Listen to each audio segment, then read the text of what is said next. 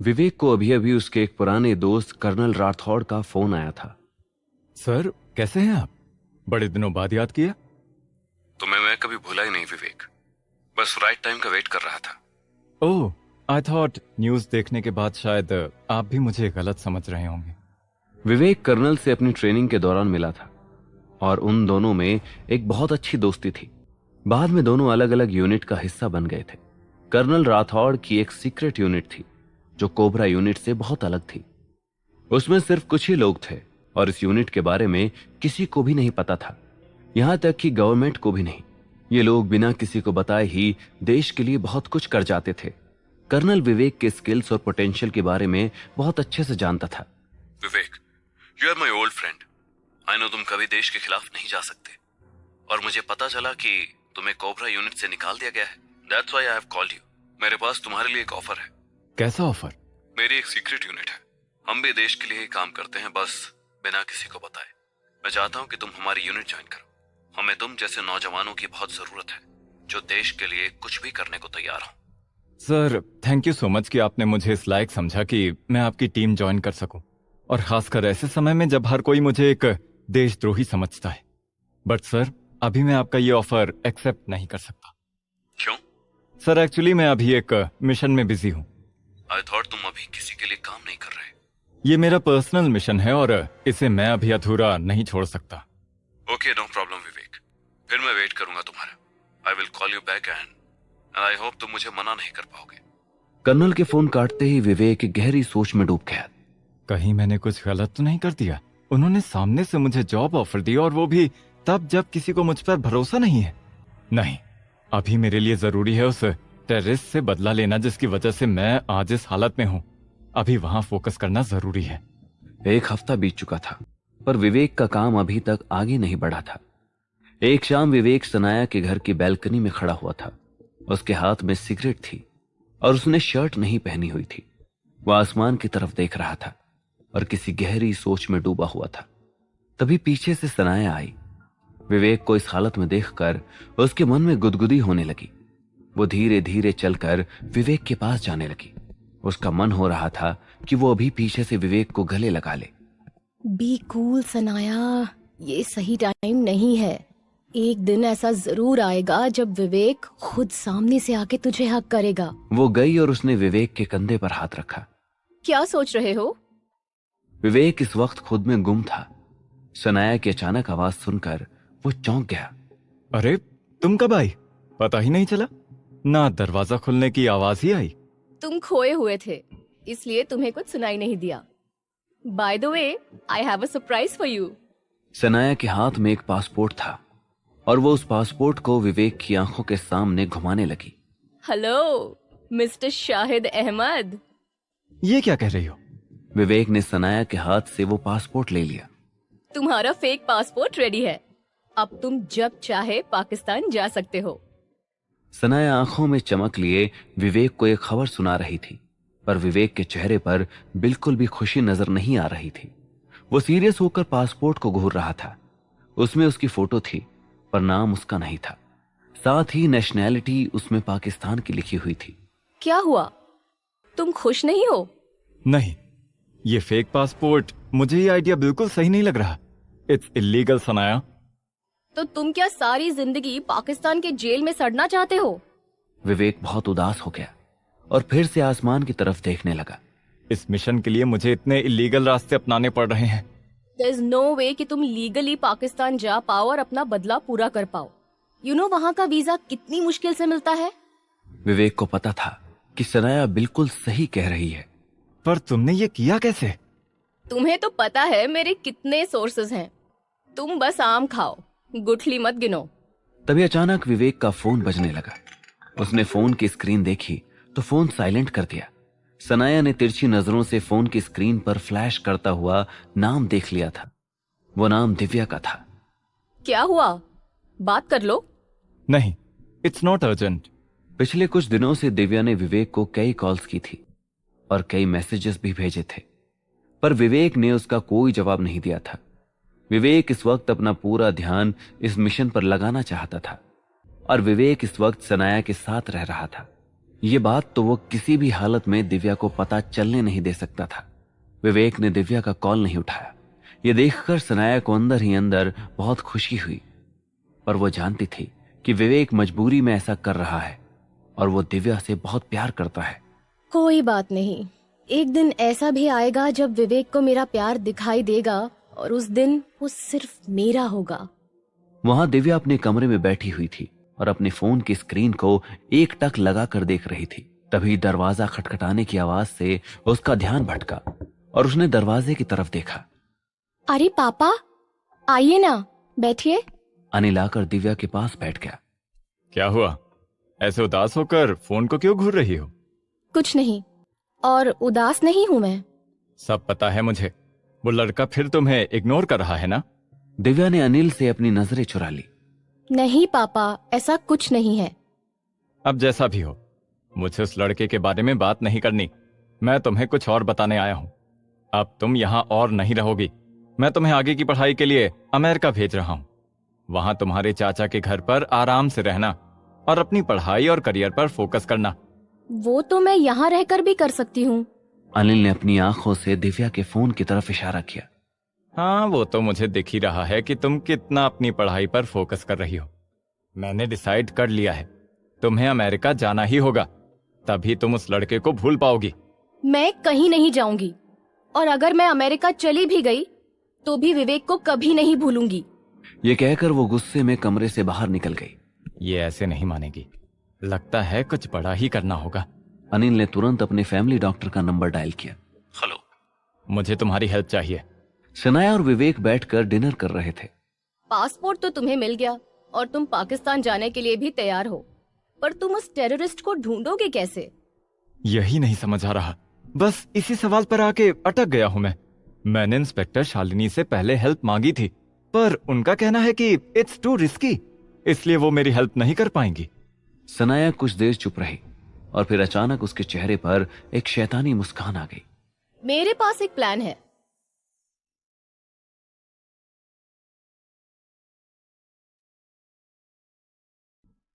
सनाया ने उस पाकिस्तानी टेररिस्ट को ढूंढने के लिए एक प्लान तैयार किया था। उस प्लान को सुनने के लिए विवेक बेताब था। कैसा प्लान? एक इंसान है जो हमें उस टेररिस्ट तक पहुंचा सकता है। कौन? रघुवीर। रघुवीर? वो तो जेल में है, और वो हमारी मदद क्यों करेगा? इस बारे में मत सोचो, बस इतना जान लो कि फिलहाल एक वही इंसान है जो हमें उस टेररिस्ट तक पहुंचा सकता है। ठीक है, तो उससे जेल में मिलने जाना पड़ेगा। नहीं, जेल में हम उससे ठीक से बात नहीं कर पाएंगे और उसे कन्विंस करना मुश्किल हो जाएगा। हमें उसे बाहर बुलाना पड़ेगा। बाहर? How is it possible?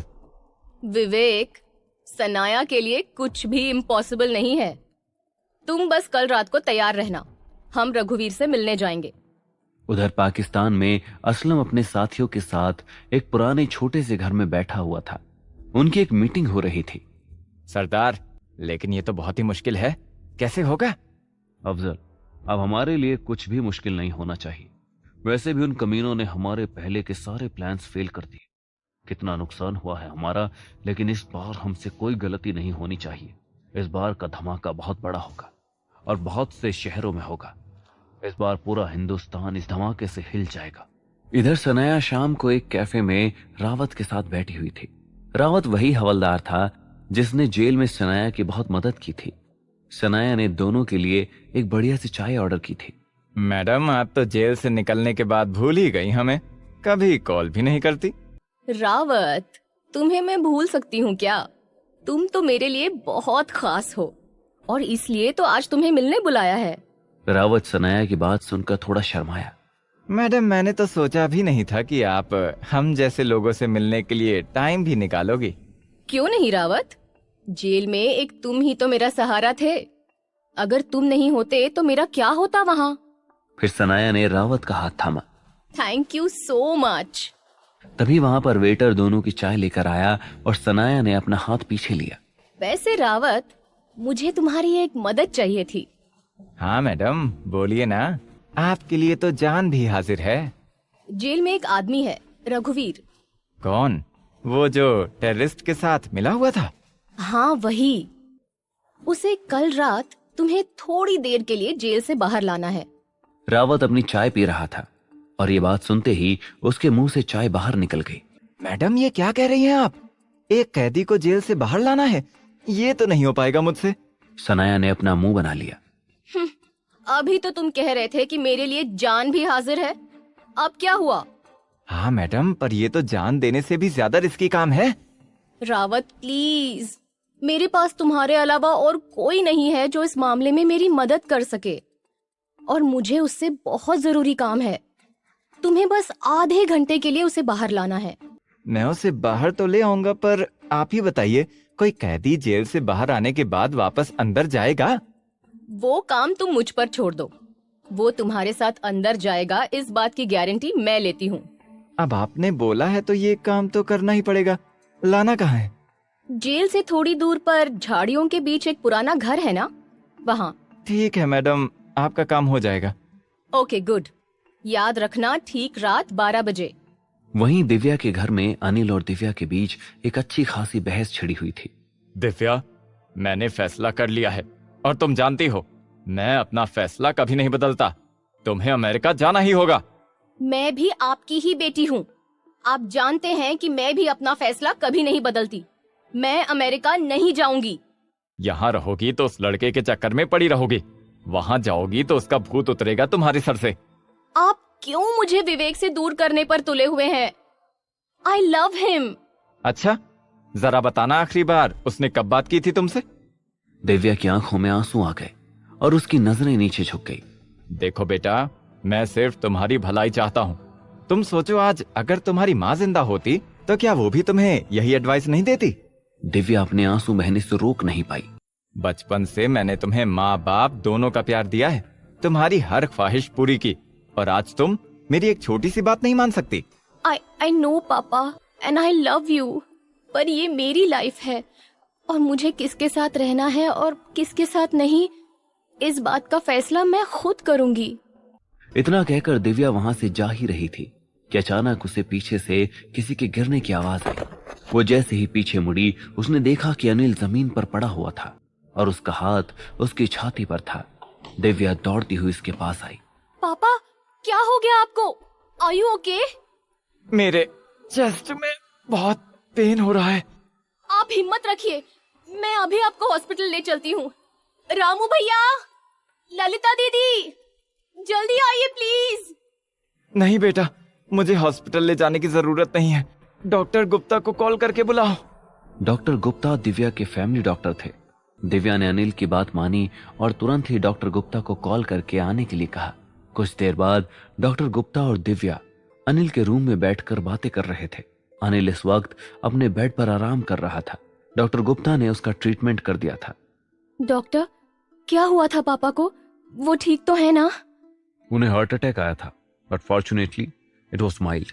तुमने सही टाइम पर कॉल करके बुला लिया मुझे, लेकिन अगर ये दोबारा हुआ तो उनकी जान को खतरा हो सकता है। जस्ट मेक श्योर कि उन्हें किसी भी तरह का स्ट्रेस ना हो। अभी तो कोई टेंशन की बात नहीं है ना? नहीं, फिलहाल ही इज फाइन। अभी उन्हें रेस्ट करने दो। Thank you so much doctor. आप बैठिए, मैं आपके लिए चाय मंगवाती हूँ। दिव्या उठकर कमरे से बाहर चली गई। उसके जाते ही डॉक्टर गुप्ता अनिल के पास गया और अनिल ने अपनी आंखें खोली। Thank you so much Gupta, तुमने बहुत बड़ी मदद की है मेरी। अरे थैंक यू की कोई बात नहीं है। फैमिली डॉक्टर होते किस लिए हैं?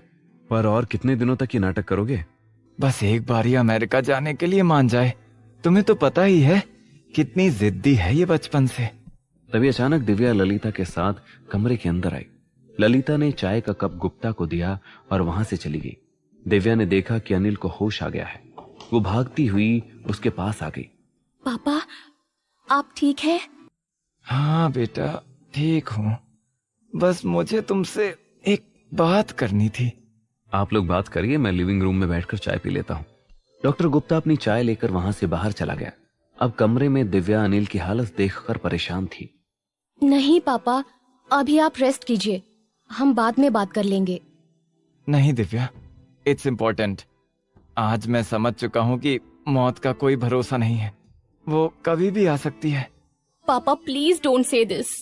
बेटा, यही सच है, इसलिए मैं चाहता हूँ कि मैं तुम्हारा फ्यूचर सिक्योर करके जाऊं। आज तुम्हें उस लड़के या मेरे बीच में से किसी एक को चुनना ही होगा। पापा ये कैसी बातें कर रहे हैं आप? यू नो मैं आपको अकेला नहीं छोड़ सकती। तो फिर उस लड़के को छोड़ दो। दिव्या ने अनिल को ओढ़ाई हुई चद्दर ठीक की। आप अभी आराम कीजिए, हम बाद में इस बारे में बात करेंगे। मैं क्या करूं? एक तरफ मेरे पापा हैं तो एक तरफ मेरा प्यार। मैं विवेक के साथ रहना चाहती हूँ पर पापा को दुखी करके नहीं। ओ गॉड, प्लीज हेल्प मी। अगले दिन रात को 11:30 बजे के आसपास रावत जेल में रघुवीर के सेल के सामने पहुंचा। चारों तरफ खामोशी थी और रावत चोरी छुपे यहां पर आया था। उसने सेल का ताला खोला। रघुवीर इस वक्त सो रहा था, पर यह आवाज सुनते ही उसकी नींद खुल गई और वो उठ खड़ा हुआ। वहां पर अंधेरा था। कौन? रावत ने रघुवीर का हाथ पकड़ लिया। तुम्हें इस वक्त बाहर चलना होगा मेरे साथ, जल्दी चलो। बचाओ बचाओ।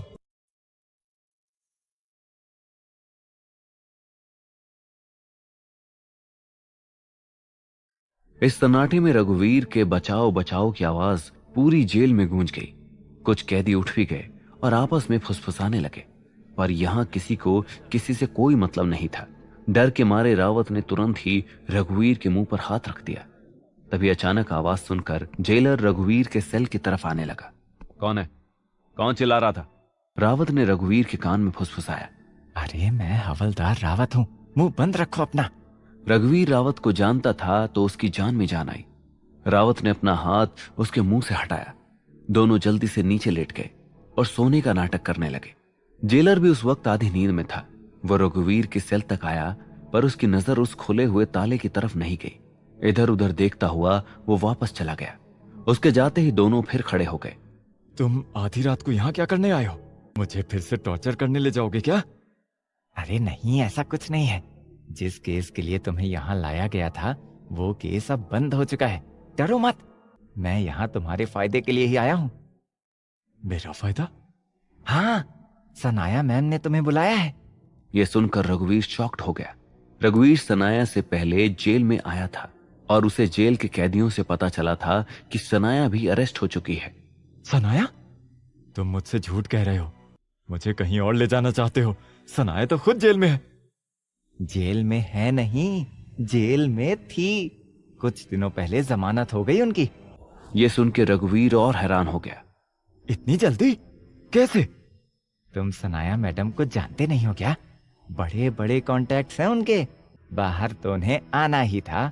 अब ज्यादा सवाल जवाब मत करो और जल्दी चलो मेरे साथ, इससे पहले कि जेलर दोबारा आ जाए। सनाया ने मुझे सिर्फ बात करने के लिए तो नहीं बुलाया होगा। कहीं वो मुझसे कोई बिजनेस डील तो नहीं करना चाहती? जो भी हो, उससे मिलने का मौका मैं खो नहीं सकता। ओके चलो। रघुवीर और रावत चोरी छुपे सबकी नजरों से बचते बचते जेल से बाहर निकले। रघुवीर रावत की लाई हुई गाड़ी में बैठा और दोनों वहां से निकल गए। 10 मिनट के अंदर रघुवीर और रावत दोनों उस पुराने घर के सामने पहुंचे। घर के अंदर एक लाइट जल रही थी, पर उसकी रोशनी बहुत कम थी। अंदर जाओ। सनाया ने ऐसी सुनसान जगह पर बुलाया है मुझे? तुम जेल के कैदी हो, तुम्हें क्या लगा था 5 स्टार होटल में बुलाएगी? रघुवीर ने गुस्से से रावत को देखा और उस घर की तरफ आगे बढ़ गया। रावत भी गाड़ी से बाहर निकला और दरवाजे के पास खड़ा होकर पहरा देने लगा। रघुवीर ने देखा कि घर का दरवाजा खुला हुआ था। वो अंदर गया, पर वहां का नजारा देखते ही उसकी आंखें फटी की फटी रह गई। वहां सनाया और विवेक उसका इंतजार कर रहे थे। इसकी इतनी हिम्मत, मुझे जेल में डाल के यहां मुझसे मिलने आ गया। आज मैं इसे नहीं छोड़ूंगा। वो विवेक की तरफ आगे बढ़ा और जोर से एक मुक्का विवेक के चेहरे पर मारा। विवेक अपनी जगह से हिल गया।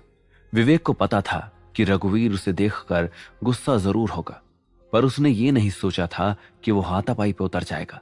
विवेक ने भी गुस्से में एक मुक्का रघुवीर को मारा और दोनों के बीच लड़ाई शुरू हो गई। शनाया पहले तो सदमे में चली गई, क्योंकि उसके लिए बिल्कुल अनएक्सपेक्टेड था। वो चुपचाप अपनी जगह पर खड़ी होकर उन दोनों को देखने लगी। उसे समझ ही नहीं आ रहा था कि वो क्या करे। रावत अपने कान में ईयरफोन्स लगाकर गाने सुन रहा था, तो अंदर क्या हो रहा है उसे इस बात की कोई भनक नहीं थी। रघुवीर ने विवेक का कॉलर पकड़ा। तेरी वजह से आज मेरी जिंदगी नर्क बन गई है। तेरी हिम्मत कैसे हुई मेरे सामने आने की? विवेक ने भी रघुवीर का कॉलर पकड़ लिया। तुम जैसे लोगों को तो जीने का हक भी नहीं होना चाहिए। तुम्हारी वजह से कितने मासूमों की जाने गई हैं। दोनों के चीखने की आवाज से सनाया सदमे से बाहर आई। विवेक, रघुवीर, ये क्या कर रहे हो तुम लोग? Stop it! पर दोनों में से किसी ने भी सनाया की बात नहीं सुनी। अचानक रघुवीर ने विवेक को एक लात मारी और विवेक जमीन पर गिर गया। रघुवीर ने देखा कि बाजू में एक मोटी सी लकड़ी रखी हुई है। उसने वो लकड़ी उठाई और जाके विवेक को मारने ही वाला था कि सनाया ने उसका हाथ पकड़ लिया। रघुवीर, पागल हो गए हो क्या? होश में आओ! रघुवीर की आंखें गुस्से से लाल थी, पर सनाया को देखकर उसने अपने हाथ से लकड़ी फेंकी। मुझे लगा तुम मुझसे मिलने आई हो। ये यहाँ क्या कर रहा है? वो मेरे साथ है और तुम उसे कोई नुकसान नहीं पहुंचाओगे, वरना मुझसे बुरा कोई नहीं होगा। विवेक अपनी जगह पर खड़ा हो चुका था। एंड विवेक, मुझे तुमसे ये उम्मीद नहीं थी। हम यहाँ एक काम के लिए आए हैं और तुम लड़ाई करने लग गए। शुरुआत उसने की थी, मैं क्या चुपचाप बैठा रहता? फिर वो रघुवीर की तरफ आगे बढ़ा और गुस्से से उसे देखा। मेरा बस चले तो मैं तो इसे यहीं मार दूं और उन सारे मासूमों की जान का बदला ले लूं। सनाया ने विवेक के सीने पे हाथ रखा और उसे पीछे किया। विवेक, प्लीज काम डाउन। हम यहाँ इसकी मदद लेने आए हैं। विवेक ने अपना गुस्सा कंट्रोल किया और जाके खिड़की के पास खड़ा हो गया। वहां पर एक पुरानी चेयर रखी हुई थी। सनाया ने उसे रघुवीर की तरफ आगे बढ़ाया। रघुवीर, हमारे पास ज्यादा टाइम नहीं है। मैं तुमसे कुछ जरूरी बात करने आई हूँ। यहाँ आराम से बैठो और अपना गुस्सा ठंडा करो। रघुवीर उस चेयर पर बैठ गया। मैं ठीक हूँ, बताओ क्या जरूरी काम है? मुझे तुमसे एक बहुत इंपॉर्टेंट इन्फॉर्मेशन चाहिए। क्या इन्फॉर्मेशन? वो टेररिस्ट जो इन सारे अटैक्स के पीछे का मास्टरमाइंड था, मुझे उसकी डिटेल्स चाहिए। ये सुनते ही रघुवीर जोर जोर से हंसने लगा। तुमने ये सोचा भी कैसे कि मैं उसकी डिटेल तुम्हें दूंगा? और तुम्हें ये क्यों चाहिए? फिर उसने विवेक की तरफ देखा। अच्छा, अब समझ आया, इसलिए ये तुम्हारे साथ आया है। रघुवीर, कुछ देर के लिए विवेक को भूल जाओ। मुझे चाहिए ये डिटेल्स। रघुवीर खड़ा हुआ और चुपचाप वहां से जाने लगा। रघुवीर! मेरे पास तुम्हारे लिए कोई जवाब नहीं है सनाया। मैं तो सोच के आया था कि तुम मुझे शायद कोई बिजनेस डील ऑफर करने वाली हो, लेकिन यहाँ तो कुछ और ही चल रहा है। विवेक गुस्से से आगे बढ़ा। मैंने तो पहले ही कहा था ये धोखेबाज हमारी मदद नहीं करेगा। सनाया ने विवेक को चुप रहने का इशारा किया। एक्चुअली इसे एक डील ही समझ लो। रघुवीर पहले भी सनाया के साथ काम कर चुका था और उसे सनाया पे भरोसा था। ये सुनते ही रघुवीर वापस आकर चेयर पर बैठ गया। कैसी डील? तुम्हें तो पता है, जिन चार्जेस में तुम अंदर हुए हो, सारी जिंदगी तुम्हें जेल में ही बितानी पड़ेगी। लेकिन अगर तुम मेरी मदद करते हो तो मैं तुम्हें जेल से बाहर निकलवा दूंगी। ये सुनते ही रघुवीर की आंखों में चमक आ गई और विवेक हैरानी से सनाया को देखने लगा। रघुवीर को पता था कि सनाया के पास बहुत पावर है और अपने कॉन्टैक्ट्स का यूज करके आज वो खुद रघुवीर के सामने खड़ी थी। लेकिन अगर तुम अपनी बात से मुकर गई तो? You know I am a business woman रघुवीर। मैं डील करने के बाद पीछे नहीं हटती। रघुवीर असलम के खास लोगों में से एक था और उसकी बात सीधा असलम से होती थी। उसने कभी असलम को देखा तो नहीं था, पर उसके पास उसका रियल फोन नंबर था। उस आदमी का नाम है असलम और उसका फोन नंबर।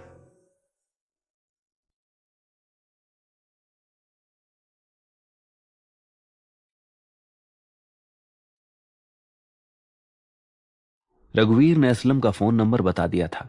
सनाया और विवेक दोनों ने ही तुरंत वो नंबर अपने फोन पर सेव कर लिया।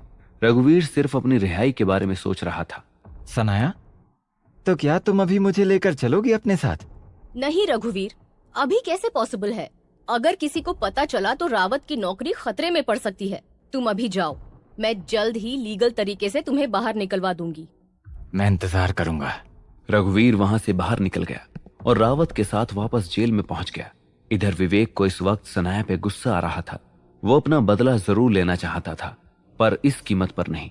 Sanaya, have you lost your mind? तुम रघुवीर को जेल से छुड़वाओगी? तुम्हें पता है ना उसने क्या किया है? विवेक, तुम समझते नहीं। जब घी सीधी उंगली से ना निकले तो उंगली टेढ़ी करनी पड़ती है। ये क्या घुमा फिरा के बातें कर रही हो? और कब जाने वाली हो तुम उसे जेल से निकलवाने? कभी नहीं। व्हाट? मैंने रघुवीर से झूठ बोला, सिर्फ डिटेल्स निकलवाने के लिए। वरना तुम्हें लगता है वो इतनी बड़ी इंफॉर्मेशन हमें देता? अब विवेक का गुस्सा शांत हो चुका था और वो चुपचाप सनाया की बात सुनने लगा। तुम्हें मैंने बताया था विवेक कि अब मैंने गलत काम करना छोड़ दिया है और गलत काम करने वालों का साथ देना भी छोड़ दिया है। ये तो बस तुम्हारी मदद करने के लिए मैंने एक छोटी सी चाल चली थी। विवेक मुस्कुराने लगा। उसके चेहरे से समझ आ रहा था कि वो सनाया की इस चालाकी से बहुत इंप्रेस हुआ है। विवेक के पास एक लीड थी, उस टेररिस्ट का नाम और मोबाइल नंबर। हालांकि उसे अभी नहीं पता था कि वो इसका इस्तेमाल करके उस टेररिस्ट को कैसे ढूंढेगा। सनाया और विवेक सनाया की गाड़ी में बैठकर घर वापस जा रहे थे। चलो, एक लीड तो तुम्हें मिल गई और तुम्हारे पास एक फेक पासपोर्ट भी है। तो कब निकल रहे हो तुम पाकिस्तान? 2 दिन बाद। पर तुम इतनी सी इंफॉर्मेशन से उस टेररिस्ट को कैसे ढूंढोगे? वो मैं वहां जाके फिगर आउट कर लूंगा। अच्छा ठीक है, तो तुम्हारी कराची की फ्लाइट बुक करवा दूं मैं? नहीं, मैं फ्लाइट से नहीं जाऊंगा। क्यों? क्योंकि मीडिया ने कुछ दिन पहले ही मेरे बारे में न्यूज चलाना बंद किया है। लोग अब भी मुझे पहचानते हैं। मैं फेक पासपोर्ट लेकर फ्लाइट से ट्रेवल नहीं कर सकता, और अगर मैं अपना हुलिया बदल के भी जाऊं तो मेरे पासपोर्ट में नेशनैलिटी पाकिस्तान की है, पर पाकिस्तान से इंडिया आने का वीजा स्टैम्प नहीं है, तो ऑब्वियसली मैं पकड़ा जाऊंगा। राइट, तो फिर कैसे जाओगे तुम? मैंने जो पहले प्लान बनाया था मैं वो ही फॉलो करूंगा। कौन सा प्लान? गुजरात में भुज के पास एक जगह है नाड़ा बेट, वहां से पाकिस्तान का बॉर्डर लगता है। मैं उसी रास्ते से जाने का सोच रहा हूँ। पर वो तो बहुत रिस्की होगा। आई नो, पर रिस्क तो लेना ही पड़ेगा। सनाया जानती थी कि विवेक जो काम करने जा रहा है वो बहुत जोखिम भरा है। इसमें विवेक की जान को भी खतरा है। अगर किसी ने पाकिस्तान में विवेक को पकड़ लिया तो उसका दोबारा इंडिया आना नामुमकिन होगा। पर वो विवेक को नहीं रोक सकती थी, क्योंकि वो जानती थी कि ये मिशन विवेक के लिए कितना इंपॉर्टेंट है। वो इस वक्त सिर्फ उसकी मदद कर सकती थी और बचा कुचा सारा वक्त विवेक के साथ बिताना चाहती थी। अच्छा, कल डेट पे चलोगे मेरे साथ? व्हाट? अरे एक फ्रेंडली डेट की बात कर रही हूँ। नहीं, अभी ये टाइम मौज मस्ती करने का नहीं है। अरे 2 दिन है ना अभी तुम्हारे पास, और तुम इतने बड़े मिशन के लिए जा रहे हो। उससे पहले तुम्हें थोड़ा चिल करना चाहिए। और मैंने तुम्हारी इतनी मदद की है, तुम अपना एक दिन मुझे नहीं दे सकते? ये सही कह रही है। अगर ये नहीं होती तो शायद मैं इतना आगे नहीं पहुंच पाता। इस समय उसके अलावा और कोई भी मेरे साथ नहीं है। इतना तो मैं कर ही सकता हूं उसके लिए। अच्छा ठीक है, कल का दिन तुम्हारे नाम। सनाया के चेहरे पर एक मुस्कान आ गई और वो एक टक लगाकर विवेक को देखने लगी। अगले ही पल उसका मन घबराने लगा। पता नहीं मैं तुम्हें दोबारा देख पाऊंगी या नहीं। अगली सुबह सनाया जल्दी से अपने बिस्तर से उठी। उसने आज की पूरी डेट रात को ही प्लान कर ली थी। वो आज का सारा दिन विवेक के साथ बिताने वाली थी। उसने बहुत ही सिंपल डेट का प्लान बनाया था। सुबह के 10 बज रहे थे और सनाया अच्छे से तैयार होकर अपने कमरे से बाहर निकली। आज वो एक रिच बिजनेस वूमेन नहीं, बल्कि एक आम सी शहर की लड़की लग रही थी। वो विवेक को बुलाने के लिए उसके कमरे की ओर गई। तभी विवेक भी अपने कमरे से बाहर निकला। सनाया का ये नया अवतार देखकर विवेक सरप्राइज हो गया और उसे एक टक लगाकर देखने लगा। क्या हुआ? अच्छी नहीं लग रही हूँ क्या? नहीं नहीं, you are looking very beautiful. आज पहली बार विवेक ने सनाया की तारीफ की थी। उसके मुंह से यह सुनकर सनाया के मन को बहुत खुशी मिली और वो हल्का सा शर्माई। तो चलें फिर? हाँ, लेकिन हम जा कहाँ रहे हैं? तुम चलो तो सब पता चल जाएगा। उसने विवेक का हाथ पकड़ा और उसे अपने साथ बाहर ले गई। विवेक ने देखा कि सनाया उसे बिल्डिंग से बाहर ले जाने लगी। अरे वहां कहाँ जा रही हो? कार तो पार्किंग में है ना? आज हम कार से नहीं, ऑटो से घूमेंगे। विवेक सनाया का यह रूप देखकर हैरान था, पर उसे यह अच्छा भी लग रहा था। दोनों ने रास्ते से एक ऑटो रिक्शा लिया। मैडम कहाँ चलना है? भैया, सबसे पहले जो भी कैफे दिखे वहाँ रोक लीजिए। सनाया आज एक अरसे के बाद ऑटो रिक्शा में बैठकर घूम रही थी। उसने कभी इतने ध्यान से देहरादून की गलियों को नहीं देखा था। वो हमेशा अपनी कार विंडो बंद करके घुमा करती थी, पर आज रास्ते में लोगों की चहल पहल और गाड़ियों की आवाज उसे बहुत अच्छी लग रही थी। विवेक ने उसके चेहरे की खुशी देखी। क्या बात है, आज बड़ी खुश लग रही हो। हाँ, तुम्हारे साथ डेट पर जो आई हूँ। सनाया ने देखा कि विवेक को उसका जवाब ज्यादा पसंद नहीं आया और उसका चेहरा उतर गया। वो समझ गई कि विवेक दिव्या के बारे में सोच रहा है। मैम, कैफे आ गया। अच्छा चलो, मुझे बहुत भूख लगी है।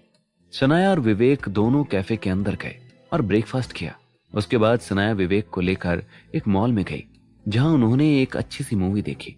मूवी खत्म होने के बाद दोनों मॉल में गेमिंग जोन में गए और मिलकर बहुत से गेम्स खेले। दोनों अपना बचपन एक साथ जी रहे थे। फिर जब धूप थोड़ी कम हुई तब सनाया विवेक को तपोवन लेकर आई। दोनों गंगा नदी के किनारे बैठकर वहां के सुंदर नजारे को देखने लगी। एक दूसरे से बिना कुछ कहे दोनों चुपचाप कुछ देर वहां बैठे रहे। अचानक सनाया ने खामोशी तोड़ी। तो कैसा लगा आज तुम्हें? इतने दिनों की टेंशन के बाद थोड़ा रिलैक्स फील कर रहे हो? एक्चुअली हाँ, इट वॉज प्रिटी अमेजिंग। आज के लिए थैंक यू। सनाया हल्का सा मुस्कुराई। अच्छा चलो, एक आखिरी कॉफी पीते हैं और फिर घर चलते हैं। थक गई हूँ अब मैं भी। कुछ देर बाद विवेक और सनाया एक कैफे में बैठकर कॉफी पी रहे थे और इधर उधर की बातें कर रहे थे। तभी दिव्या अपनी कार में बैठकर उस गली से गुजर रही थी। अचानक उसकी नजर विवेक और सनाया पर पड़ी। ड्राइवर, गाड़ी रोको। दिव्या अपनी गाड़ी से उतरी और थोड़ा सामने चलकर आई ताकि वो अपना शक पक्का कर सके। और फिर उसने देखा उसके सामने सनाया और विवेक साथ में बैठकर हंस हंस कर बात कर रहे थे।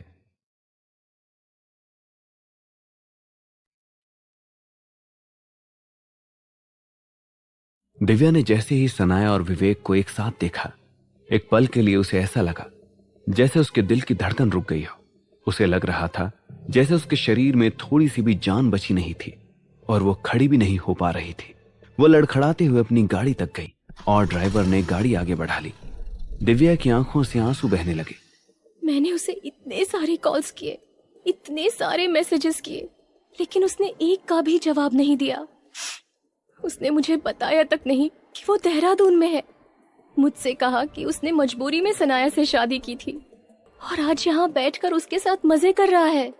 धोखेबाज हो तुम विवेक।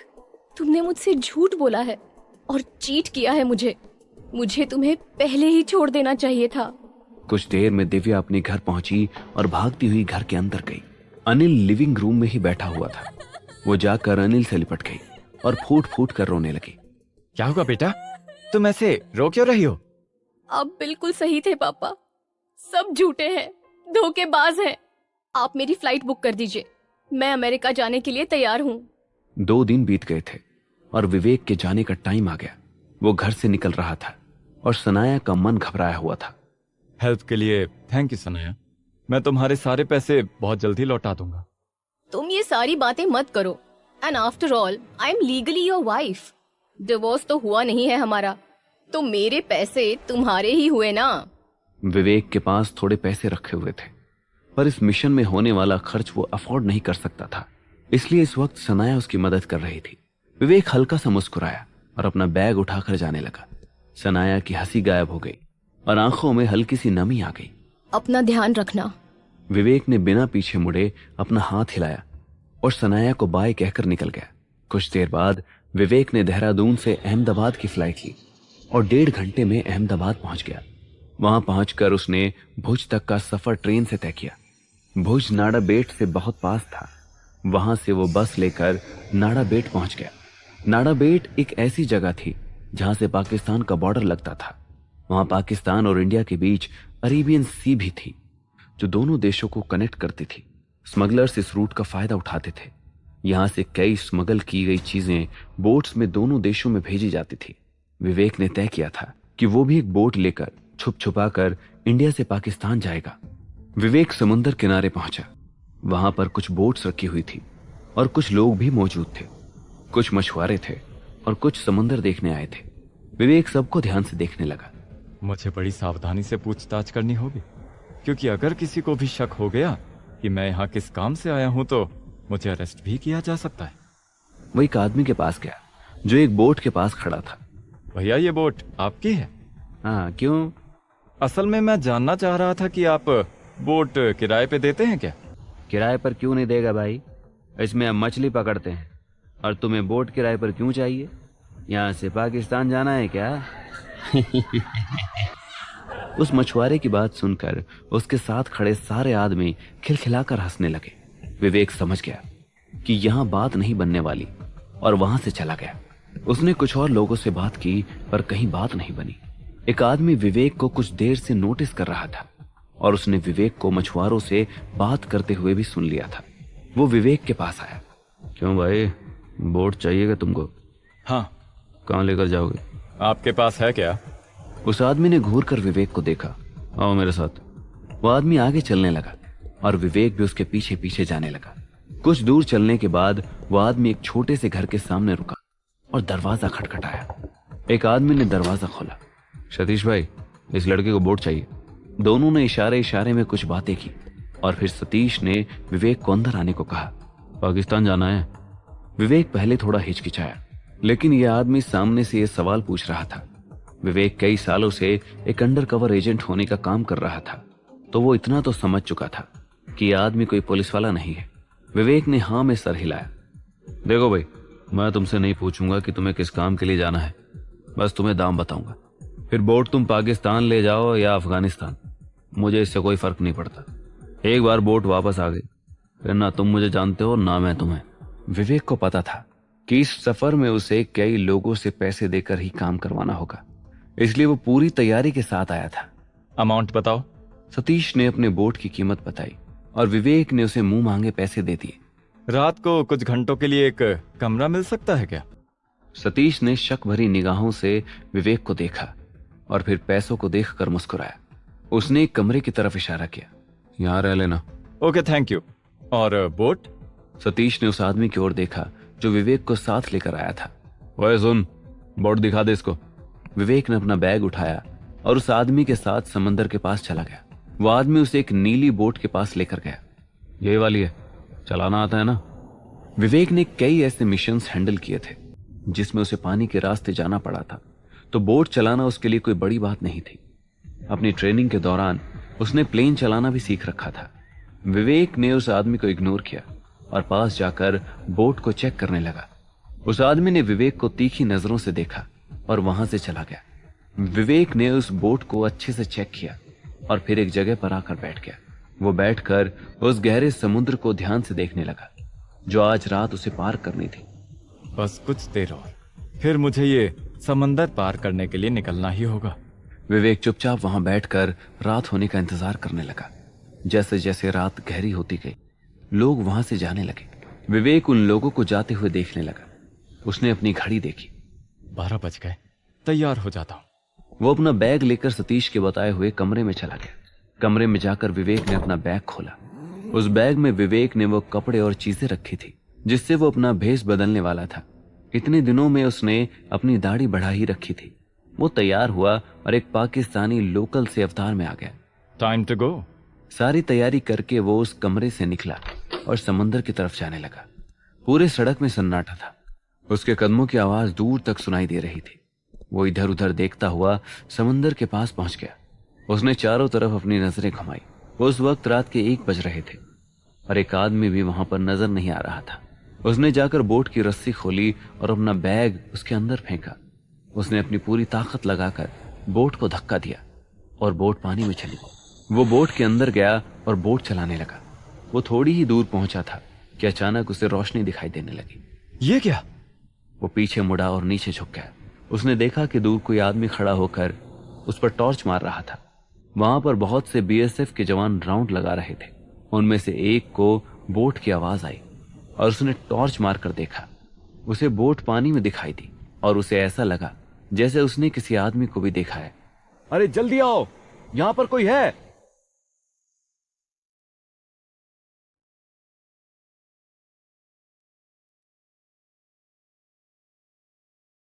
विवेक टॉर्च की रोशनी महसूस करते ही पानी में कूद गया। उसके पास बचने का कोई दूसरा रास्ता नहीं था। विवेक समझ गया था कि उसके बोट के पास कोई और भी आ रहा है। ये बोट यहां कैसे आ गई? देखो पानी में कौन है। उन लोगों ने अपनी बोट में लगे लाइट्स को ऑन कर दिया जिससे वो काफी दूर तक देख पा रहे थे, पर उन्हें कोई दूसरी बोट या कोई और इंसान नजर नहीं आया।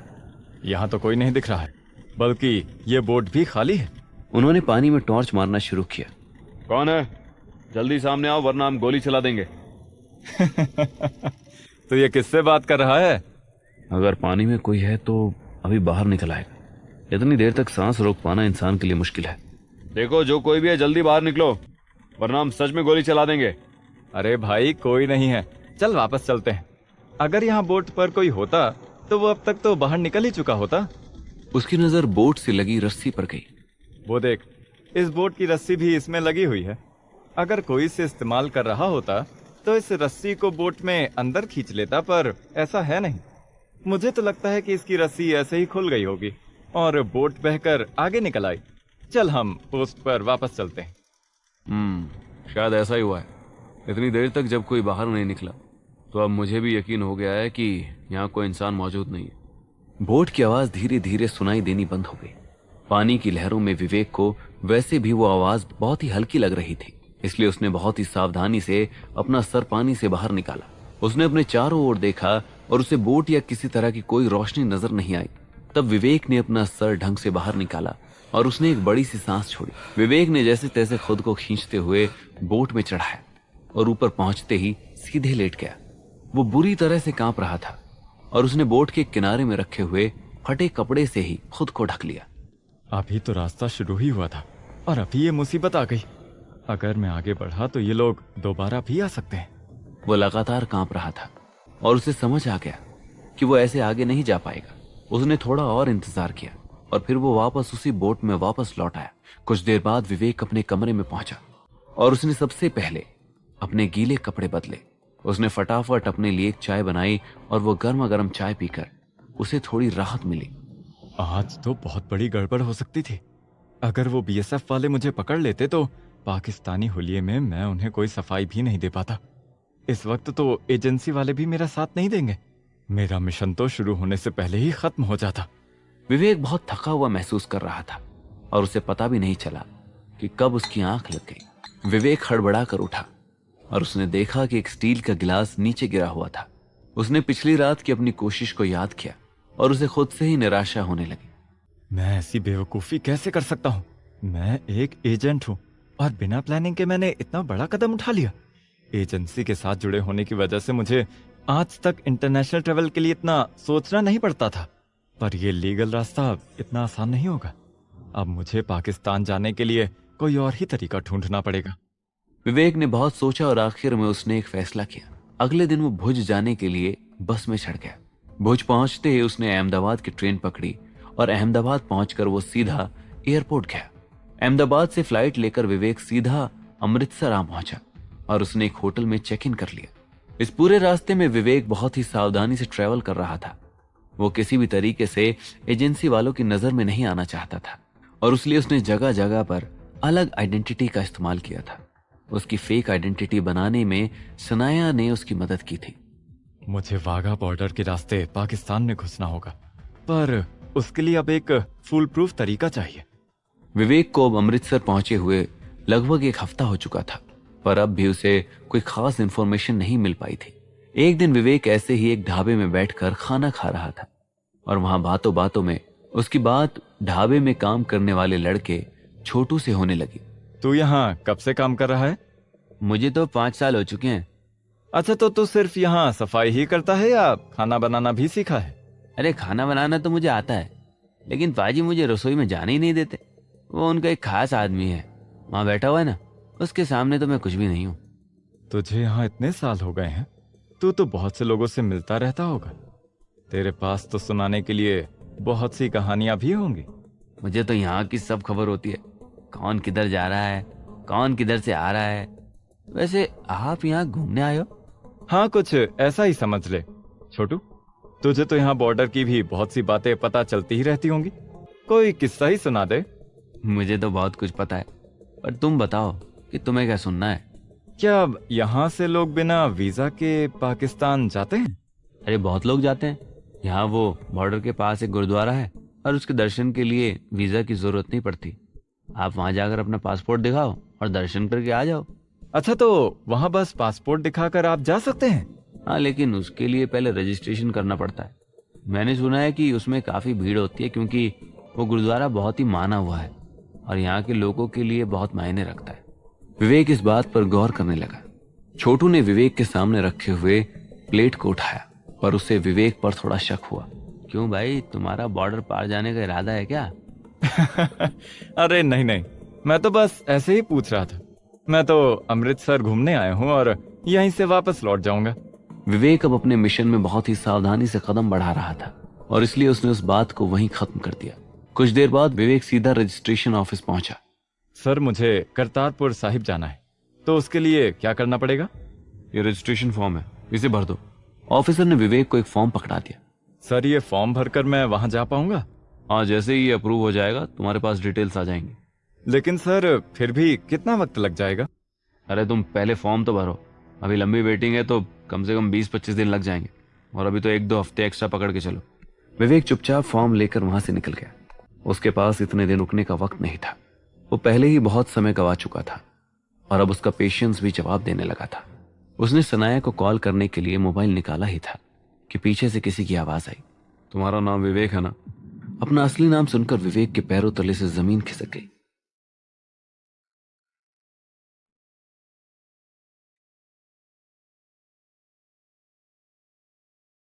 विवेक धीरे से पलटा और उसने एक सरदार जी को देखा। उनकी उम्र लगभग 60 से 65 के बीच के आसपास थी और वो बहुत ही उम्मीद से विवेक को देख रहे थे। नहीं जी, मेरा नाम विवेक नहीं है, आपको कोई गलत फहमी हुई है। इतना कहकर विवेक वहां से निकल गया। विवेक जानता था कि न्यूज की वजह से लोग उसे जानने लगे थे और उसने लोगों की नफरत भी झेली थी, पर फिलहाल उसने अपना हुलिया बदल लिया था और इसलिए उसे बिल्कुल उम्मीद नहीं थी कि अमृतसर में कोई उसे पहचान पाएगा। विवेक तेजी से कदम बढ़ाते हुए आगे चलने लगा, पर वह टेढ़ी नजर से पीछे देख रहा था। उसने गौर किया कि वो सरदार जी भी धीरे धीरे उसके पीछे चल रहे थे। विवेक अब अलर्ट हो गया। जब वो आदमी विवेक का पीछा नहीं छोड़ रहा था तो विवेक से रहा नहीं गया।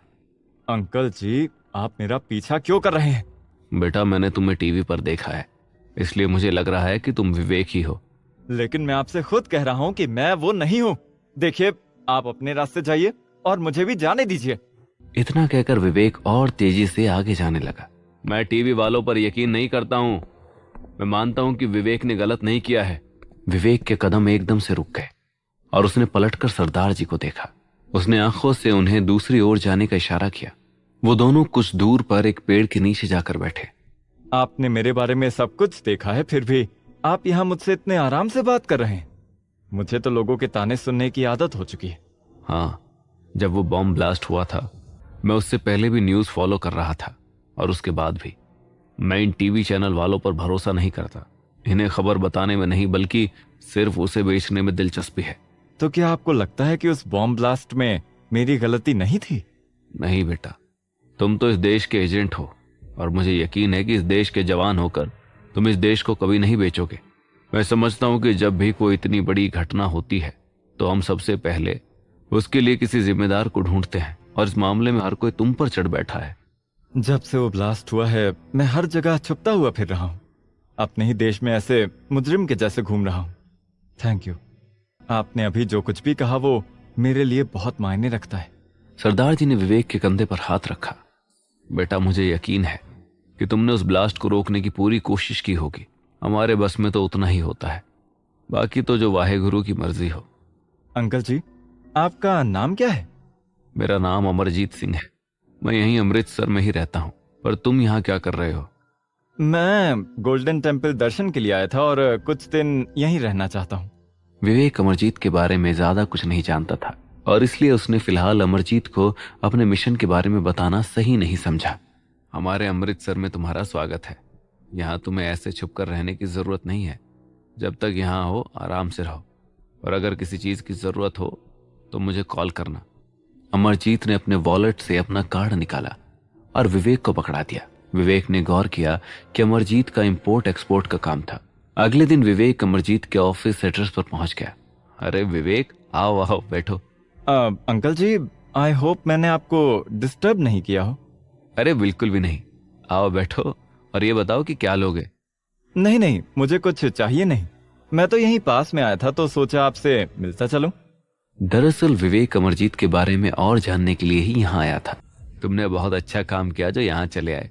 तुम बैठो, मैं तुम्हें यहाँ की सबसे बढ़िया लस्सी पिलाता हूँ। कुछ ही देर में लस्सी आ गई। लस्सी पीते ही विवेक के मुंह से अपने आप ही तारीफ निकल गई। अंकल जी, मैंने इससे अच्छी लस्सी आज तक नहीं पी है। देखा, मैंने कहा था ना। वैसे अंकल, आप ट्रेडिंग का काम करते हैं क्या? हाँ बेटा, हमारा तो यहाँ बहुत पुराना इंपोर्ट एक्सपोर्ट का काम है। तो आप किन किन देशों से डील करते हैं? काम तो बहुत फैला हुआ है, हर तरफ जाता है। यहाँ आसपास के पड़ोसी देशों के साथ भी काफी काम होता है। ये तो बहुत अच्छी बात है। तभी अचानक एक पियून वहां आया। सर, वो फैक्ट्री में आपको बुला रहे हैं। चलिए अंकल जी, आप बिजी हैं तो मैं आपका ज्यादा वक्त नहीं लूंगा। फिलहाल मैं चलता हूँ। अगले 2 दिनों तक विवेक लगातार अमरजीत के ऑफिस में आता रहा। उसने अमरजीत के बिजनेस को देखकर अंदाजा लगा लिया था कि शायद अमरजीत इस मिशन में उसकी कुछ मदद कर सकता है। अगले दिन विवेक अमरजीत के ऑफिस पहुंचा। अंकल जी, मुझे आपको कुछ बताना है। क्या बात है विवेक, कुछ परेशान से लग रहे हो? मैंने आपको अब तक अपनी पूरी सच्चाई नहीं बताई है। मैं अमृतसर सिर्फ घूमने नहीं आया हूं, बल्कि इसके पीछे मेरा एक बड़ा मकसद है। उसके बाद विवेक ने अमरजीत को अपने मिशन के बारे में सब कुछ बता दिया। अमरजीत ने बहुत ही आराम से पूरी बात सुनी और उसके चेहरे पर कोई शिकन नहीं थी। उस असलम ने मेरे देश को चोट पहुंचाई है और उसका बदला तो मैं उससे लेकर ही रहूंगा। मैं बस आपसे ये जानना चाहता हूं कि क्या आप इसमें मेरी कोई मदद कर पाएंगे? विवेक, तुम फिलहाल यहां से जाओ, मैं तुमसे बाद में बात करूंगा। विवेक को अमरजीत की बात थोड़ी अजीब लगी, लेकिन वो अमरजीत पर कोई दबाव नहीं डालना चाहता था, इसलिए वो चुपचाप वहां से चला गया। उसकी रात विवेक अपने होटल रूम में बैठा हुआ था। तभी बाहर की बेल बजी। दरवाजा खोलते ही विवेक ने अमरजीत को सामने खड़े हुए देखा। अंकल जी, आप इस वक्त यहाँ? तुमने मुझसे पूछा था ना कि मैं तुम्हारी कोई मदद कर पाऊंगा या नहीं, तो मैं उसी का जवाब देने आया हूं। अमरजीत रूम के अंदर आया और चेयर पर जाकर बैठ गया। मैं तुम्हारी मदद करूंगा और मैं उसका प्लान बताने यहां आया हूं। विवेक काफी एक्साइटेड हो गया और वो अमरजीत का प्लान सुनने लगा। मेरा कुछ सामान कराची जाने वाला है, तो तुम उसी ट्रक के साथ कराची जा सकते हो। वहां मेरा अच्छा नेटवर्क है, जिसकी मदद से मैं तुम्हें वहां उस असलम का पता लगवा कर दे सकता हूँ। साथ ही वो लोग तुम्हें गन और बाकी चीजें भी दिलवा देंगे जो इस मिशन में तुम्हारे काम आएगा। अंकल, मैं कैसे आपको थैंक यू कहूँ, ये मुझे समझ ही नहीं आ रहा है। लेकिन आप मेरी इतनी मदद क्यों कर रहे हैं? ये तो बहुत ही डेंजरस मामला है और इसमें आप अपने बिजनेस को भी इन्वॉल्व कर रहे हैं। अगर कहीं कुछ गड़बड़ हो गई तो? तुम उसकी फिक्र मत करो और बस मिशन पर निकलने के लिए तैयार हो जाओ।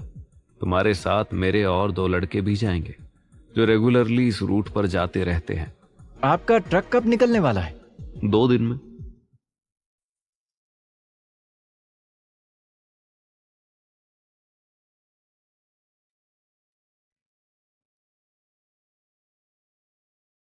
दो दिन बाद विवेक अमरजीत की फैक्ट्री पर पहुंच गया। ट्रक की लोडिंग पूरी होने ही वाली है, तुम थोड़ा इंतजार कर लो।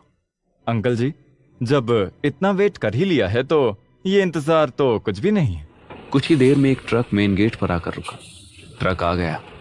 तुम उन दोनों लड़कों के साथ सामने ही बैठना। सारे डॉक्यूमेंट्स बनवा दिए हैं, इसलिए कोई परेशानी नहीं होगी। पर अगर कुछ भी हुआ तो मुझे कॉल कर लेना। आपने मेरे लिए जो भी किया है उसके लिए फिर से थैंक यू। अमरजीत ने विवेक को गले लगा लिया। जाओ और जाकर अपना मिशन पूरा करो। जिन लोगों ने हमें रुलाया है उन्हें खून के आंसू रुलाना। All the best. दरवाजा खोलते ही विवेक ने 2 जवान लड़कों को ट्रक में बैठे हुए देखा।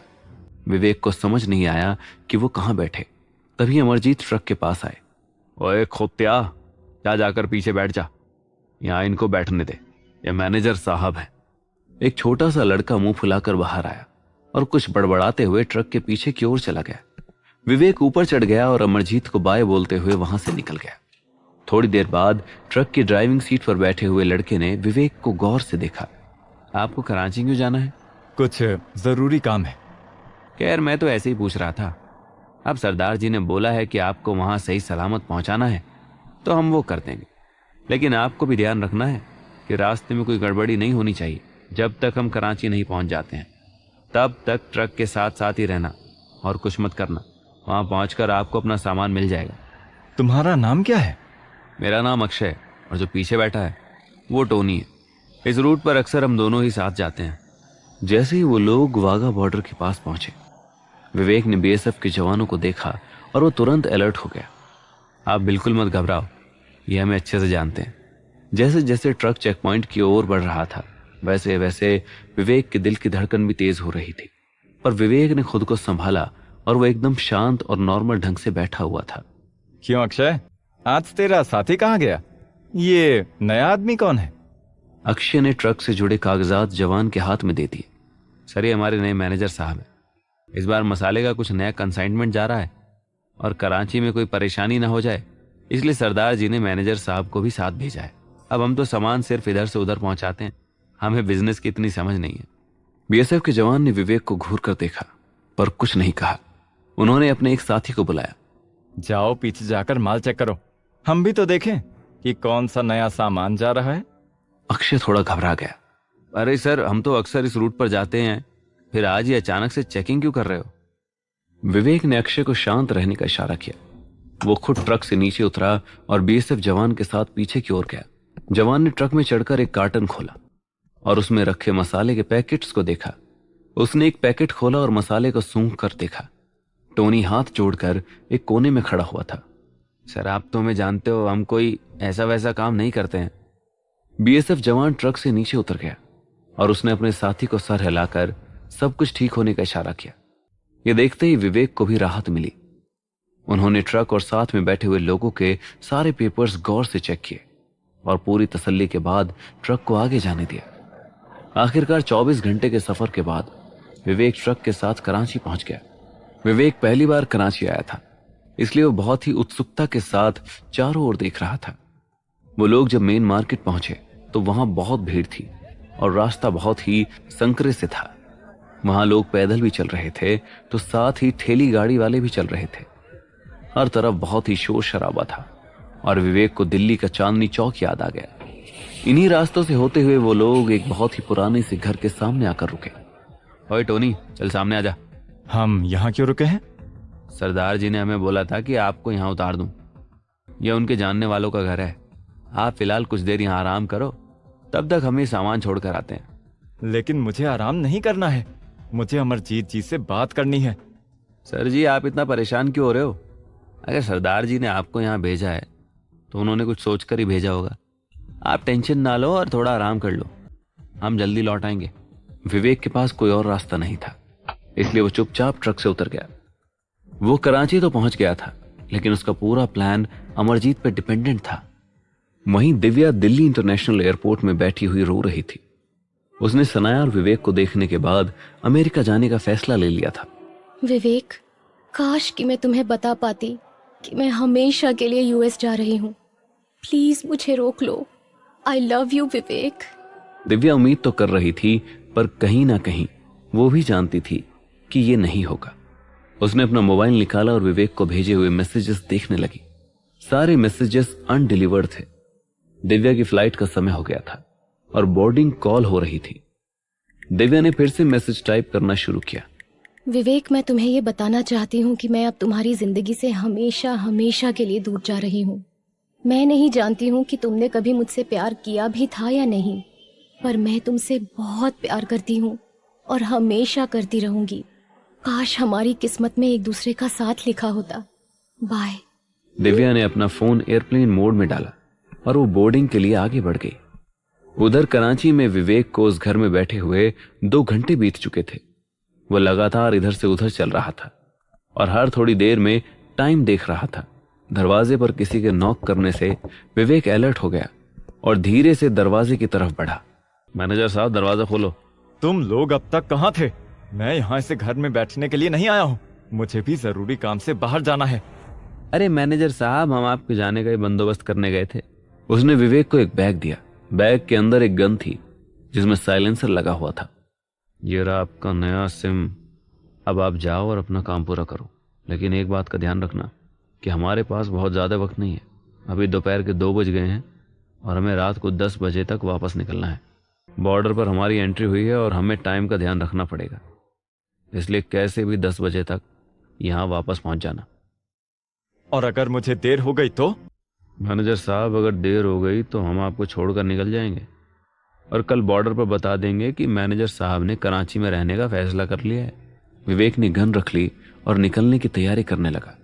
मुझे एड्रेस अभी तक नहीं मिला है। उसकी चिंता आप मत करो, वो सब कुछ आपके नए सिम पर मैसेज में आ जाएगा।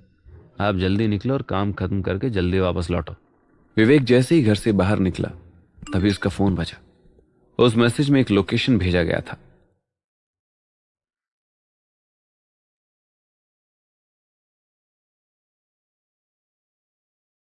विवेक पूरे जोश के साथ एक ऑटो में बैठकर लोकेशन की तरफ निकल पड़ा।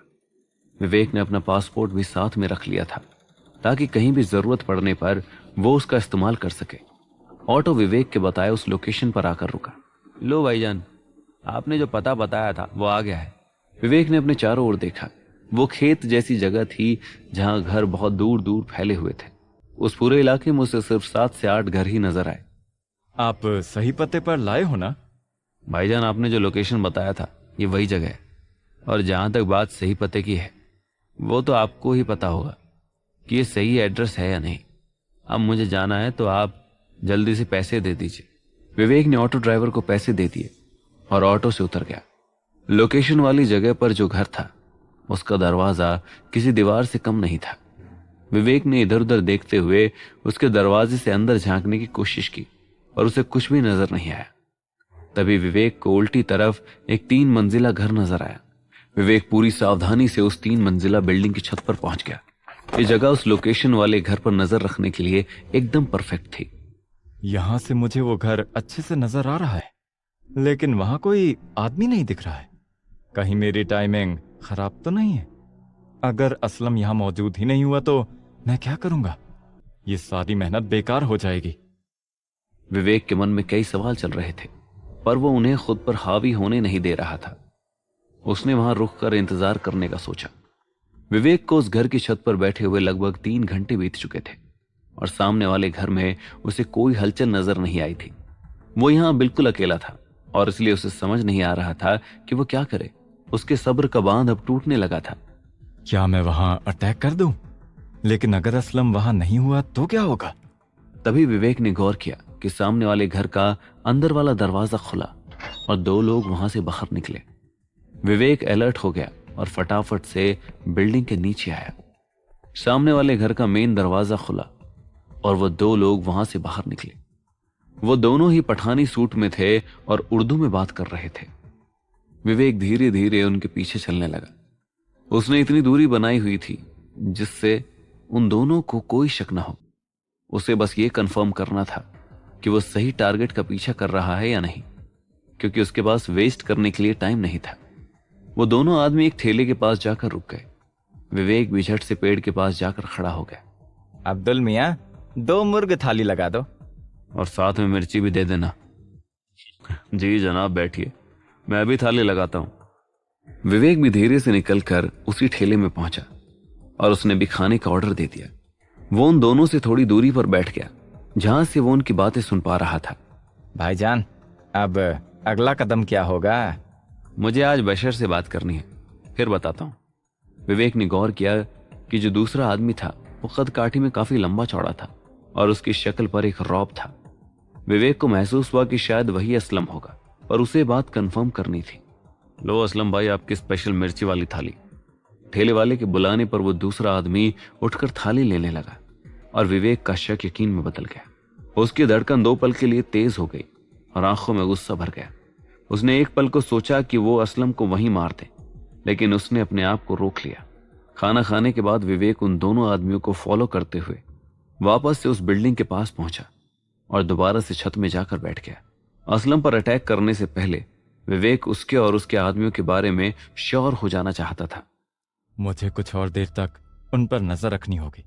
मैं एक गन के साथ अंदर जाकर फंसना नहीं चाहता हूं, और इसलिए यह जानना बहुत जरूरी है कि असलम के साथ अंदर कितने और लोग मौजूद हैं। ऐसे ही इंतजार करते हुए अब शाम हो गई थी। लगभग 7 बजने वाले थे। विवेक हर थोड़ी देर में घड़ी देख रहा था क्योंकि उसे 10 बजे वापस जाना था। इतनी देर हो गई लेकिन फिर भी यहाँ कोई नजर ही नहीं आ रहा है। पता नहीं ये सारे के सारे अंदर बैठकर कर क्या रहे हैं। अब 8:30 बज चुके थे और तभी अचानक से विवेक ने एक तीसरे आदमी को उस घर से निकलते हुए देखा। बस अब मैं और नहीं रुक सकता हूँ। अब चाहे अंदर जितने भी लोग हों, लेकिन मुझे ये चांस लेना ही पड़ेगा। आज असलम के इतने करीब पहुंचा हूँ, ये मौका मैं गंवा नहीं सकता हूँ। ये सोचते ही विवेक उस बिल्डिंग से नीचे आया और सामने वाले घर की दीवार फांद कर अंदर कूद गया। उस घर के अंदर कूदते ही विवेक को एक बहुत बड़ा आंगन नजर आया जहां कोई आदमी नहीं था। एक कोने पे एक चटाई बिछी हुई थी और उसी के पास तबेला बना हुआ था, लेकिन वहां कोई जानवर भी नहीं था। विवेक दबे पैर चारों तरफ देखते हुए घर के अंदर घुसा। इस वक्त विवेक की सांसें इतनी तेज थी कि वो खुद ही साफ साफ अपनी सांसों को सुन पा रहा था। लगता है यहाँ कोई है, ऊपर जाता हूँ। विवेक सीढ़ियों से चढ़ता हुआ ऊपर की मंजिल में पहुंचा, जहां उसने धीरे से एक कमरा खोला। उस कमरे में बहुत से बंदूक रखे हुए थे, जो मोस्टली AK-47 थे। विवेक ने उसके आसपास भी देखा, लेकिन वहां भी कोई मौजूद नहीं था। उसने गौर से सुना और उसे समझ आया कि असलम ऊपर वाली मंजिल में था। वो धीरे धीरे चलता हुआ ऊपर की मंजिल पर पहुंचा। विवेक ने गहरी सांस ली और कमरे में घुस गया। असलम जहाँ है वहीं बैठा रहे, कोई चालाकी करने की कोशिश मत करना। असलम और उसका साथी दोनों हाथ ऊपर करके बैठ गए। क्यों असलम, तुझे क्या लगा था कि तू इंडिया में बॉम्ब ब्लास्ट करेगा और इंडिया उसका बदला नहीं लेगा? आज मैं यहाँ तुझसे हमारे देश के लिए वो बदला पूरा करने आया हूँ। तभी असलम ने अपने साथी को कुछ इशारा किया और उसने विवेक की तरफ एक कुशन फेंक कर मारा। विवेक ने उस पर गोली चला दी और वहां उस कुशन के चिथड़े उड़ गए। उसका फायदा उठाकर असलम के साथी ने विवेक पर हमला कर दिया। विवेक और उस आदमी में जबरदस्त लड़ाई शुरू हो गई। इसी बात का फायदा उठाते हुए असलम नीचे की ओर भागा ताकि वो बचकर निकल सके। विवेक ने जैसे ही असलम को भागते हुए देखा, वो रुक नहीं पाया। नहीं! उसने उस टेररिस्ट को अपनी चपेट में लिया और उसे चौंक कर देखा। देखते ही देखते उस टेररिस्ट का बेजान शरीर वहीं गिर पड़ा। विवेक नीचे की ओर भागा और तभी असलम ने उस पर चेयर दे मारा। विवेक ने खुद को बचाने की कोशिश की, पर तभी उसकी गन दूर जाकर गिरी। ये देखते ही असलम विवेक पर झपट गया और उन दोनों में भी हाथापाई शुरू हो गई। विवेक का शरीर अब जवाब देने लगा था और असलम का भी कुछ ऐसा ही हाल था। और तभी विवेक ने अपनी फुर्ती दिखाते हुए अपने गन को पकड़ा और इससे पहले कि असलम कुछ कर पाता, उसने 3 गोली असलम के सर और सीने पर उतार दी। ये मेरे देश के लिए!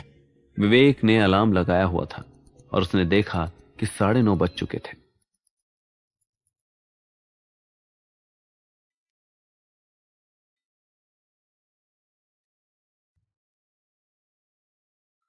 असलम को मारने के बाद विवेक एक ऑटो से हड़बड़ी में उस घर के सामने पहुंचा। वहां ताला लगा हुआ था और आसपास भी एकदम सन्नाटा था। उसने घड़ी में वक्त देखा, 10:30 बज चुके थे। ये अक्षय और टोनी मुझे छोड़कर चले तो नहीं गए? अगर ऐसा हुआ तो अब मैं इंडिया वापस कैसे लौटूंगा? विवेक को कुछ समझ नहीं आ रहा था कि वो क्या करे। ट्रक की आवाज सुनते ही विवेक पीछे पलटा और उसने देखा कि गली के मोड़ पर एक ट्रक खड़े होकर हॉर्न बजा रहा था। सर जी, वहां क्यों खड़े हो? वापस नहीं जाना है क्या? विवेक भागकर ट्रक के पास पहुंचा। तुम दोनों कहाँ गए थे? मुझे लगा कि शायद तुम वापस ही निकल गए हो। आपको लिए बिना वापस कैसे जा सकते हैं? हम तो खाना खाने गए थे। विवेक ट्रक में बैठ गया। चलो इंडिया वापस चलते हैं, क्योंकि मेरा यहाँ का काम पूरा हो गया है। अगली रात जब विवेक ट्रक के साथ वापस अमृतसर पहुंचा तो काफी देर हो चुकी थी। ट्रक सीधे फैक्ट्री में जाकर रुका। फैक्ट्री में काफी अंधेरा था और विवेक ट्रक से निकलते ही गेट की तरफ जाने लगा। वो वापस अपने होटल में जा रहा था। ओए, तुम लोग वापस आ गए? इतनी रात में अमरजीत को फैक्ट्री में देखकर विवेक थोड़ा चौंक गया। अरे अंकल जी, आप यहाँ क्या कर रहे हैं? आप इतनी रात तक फैक्ट्री में रहते हैं? नहीं, बाकी दिन तो मैं अब तक घर चला जाता था, पर आज मैं तुम लोगों का इंतजार कर रहा था। तुम्हारा मिशन पूरा हुआ? मिशन पूरा हो गया और इसमें आपका बहुत बड़ा हाथ है। आपने मेरी जो मदद की है उसके लिए थैंक यू बहुत ही छोटा शब्द है। अमरजीत ने विवेक के कंधे पर हाथ रखा। मैं खुश हूं कि तुमने अपना मिशन पूरा कर लिया है और बार बार थैंक यू कहकर मुझे शर्मिंदा मत करो। आखिर ये मेरा भी देश है और अगर मैं इसके काम आ सकूं तो ये मेरी खुशकिस्मती है। अब क्या इरादा है? फिलहाल तो मुझे वापस जाना है, लेकिन मैं यहाँ वापस जरूर लौटूंगा। मुझे पूरा यकीन है कि हम दोबारा मिलेंगे। आखिर तुम्हें मेरा कर्ज जो चुकाना है। कर्ज? मैं कुछ समझा नहीं। कोई नहीं, वक्त आने पर सब समझ जाओगे। अब जाओ और आराम करो, हम दोबारा जरूर मिलेंगे। इतना कहकर अमरजीत वहां से चला गया। विवेक को अमरजीत की बात ढंग से समझ नहीं आई, पर इस वक्त उसके मन में मिशन पूरा करने की खुशी थी और वह ज्यादा कुछ नहीं सोच रहा था। अगले दिन विवेक फ्लाइट से देहरादून पहुंचा और सीधे सनाया के घर पहुंच गया। दरवाजा खुलते ही सनाया की खुशी का ठिकाना नहीं था। उसने तुरंत विवेक को गले लगा लिया। विवेक भी सनाया से मिलकर काफी खुश था। मैं बता नहीं सकती हूँ कि तुम्हें सही सलामत देखकर मैं कितनी खुश हूँ। पता है, जब से तुम गए थे तब से मैं तुम्हारे रिटर्न का वेट कर रही थी। मेरे मन में कैसे कैसे ख्याल आ रहे थे, but I am so happy कि तुम ठीक हो।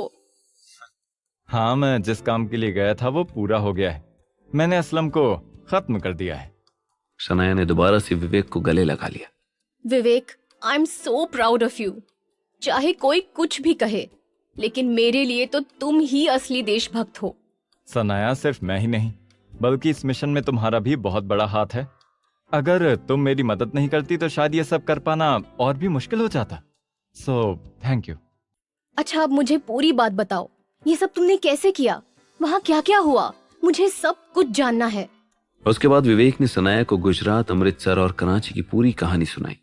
माय गॉड विवेक, तुमने तो बहुत बड़ा रिस्क उठाया था। अगर रास्ते में कुछ हो जाता तो तुम इन सब से बाहर कैसे निकलते? हाँ, पर मुझे अमरजीत अंकल जैसे अच्छे इंसान मिल गए जिनकी मदद से मैं ये काम पूरा कर पाया।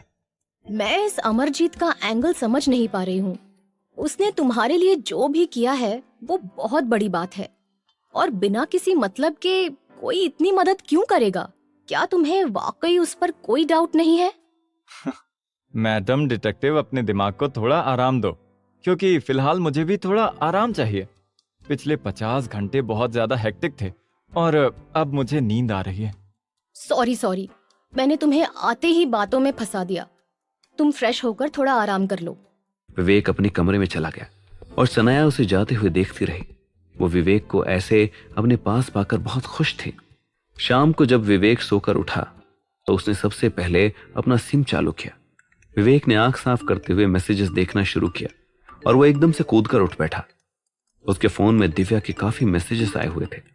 दिव्या ने काफी सारे वॉइस नोट्स भी भेजे थे। विवेक ने सारे मैसेजेस चेक किए और उसका दिल बैठ गया। उसे दिव्या के अमेरिका जाने वाली बात पता चली। Oh no! विवेक भागकर कमरे से बाहर निकला और गेट की तरफ जाने लगा। वह लगातार फोन लगाने की कोशिश कर रहा था। विवेक ने गौर किया कि फोन लगाते ही कट जा रहा था या फिर अनअवेलेबल नेटवर्क का मैसेज आ रहा था। विवेक, कहाँ जा रहे हो? क्या हुआ? विवेक ने कोई जवाब नहीं दिया और घर से बाहर निकल गया। विवेक कैब लेकर सीधे दिव्या के घर पहुंचा। अनिल बाहर गार्डन में ही बैठा हुआ था और मैगजीन पढ़ रहा था। दिव्या कहाँ है? मुझे उससे मिलना है। ये क्या बदतमीजी है? तुम यहाँ ऐसे कैसे घुस आए? देखिए, आई एम सॉरी कि मैं यहाँ ऐसे आ गया, लेकिन मुझे दिव्या से मिलना है। आप प्लीज उसे बुला दीजिए। तुम दिव्या से नहीं मिल सकते हो। अब यहाँ से निकल जाओ। अंकल, आपको मुझसे जो भी प्रॉब्लम है मैं उन सब के लिए आपसे सॉरी कहता हूँ, लेकिन प्लीज मुझे दिव्या से मिलने दीजिए। मैंने कहा ना कि तुम दिव्या से नहीं मिल सकते हो। तुम्हारा और उसका कोई रिश्ता नहीं है और इसलिए तुम अभी के अभी यहाँ से निकल जाओ। मुझे पुलिस बुलाने पर मजबूर मत करो। मैं अब तक आपकी इज्जत कर रहा था, लेकिन मैं दिव्या से मिले बिना कहीं नहीं जाऊंगा। इसलिए आप टाइम वेस्ट मत कीजिए और उसे बुला दीजिए। विवेक पागलों की तरह घर की तरफ देखकर चिल्लाने लगा। Divya, Divya, Divya, I am sorry कि मैंने तुम्हारे मैसेजेस का जवाब नहीं दिया। प्लीज एक बार मुझसे मिल लो, मैं सब कुछ क्लियर कर दूंगा। अब सॉरी बोलकर क्या होगा? तुमने हमेशा ही मेरी बेटी का दिल दुखाया है। तुम्हारे लिए वो कभी भी प्रायोरिटी थी ही नहीं। अब यहां से दफा हो जाओ। मैं उससे मिले बिना कहीं नहीं जाऊंगा। वो कभी नहीं होगा, क्योंकि अब दिव्या तुम्हारी लाइफ से दूर जा चुकी है। अब तुम उसे और हर्ट नहीं कर पाओगे और फाइनली मेरी बेटी को खुशी नसीब होगी। विवेक ने दिव्या का मैसेज पढ़ा था, पर वो उस बात पर यकीन नहीं करना चाहता था, इसलिए वो बार बार उसे पुकार रहा था। पर अब अनिल की बात सुनकर उसे दिव्या के चले जाने का दर्द भरा एहसास हुआ। अंकल, आप मुझे उसका एड्रेस दे दीजिए। मैं उससे मिलकर सारी मिसअंडरस्टैंडिंग्स दूर कर दूंगा। कभी नहीं। मैं दोबारा दिव्या को तुम्हारे झूठे जाल में नहीं फंसने दूंगा। अनिल ने विवेक को दिव्या के बारे में कुछ नहीं बताया और उसे घर से बाहर निकाल दिया। विवेक वापस सनाया के घर लौट आया। दरवाजा खोलते ही सनाया ने विवेक का परेशान चेहरा देखा। विवेक, तुम ऐसे हड़बड़ाकर कहाँ चले गए थे? मैं कब से कॉल कर रही थी, लेकिन तुमने कॉल भी नहीं उठाया। विवेक अब खुद को संभाल नहीं पाया और वह सनाया के गले लग गया। उसके आंखों से आंसू बहने लगे।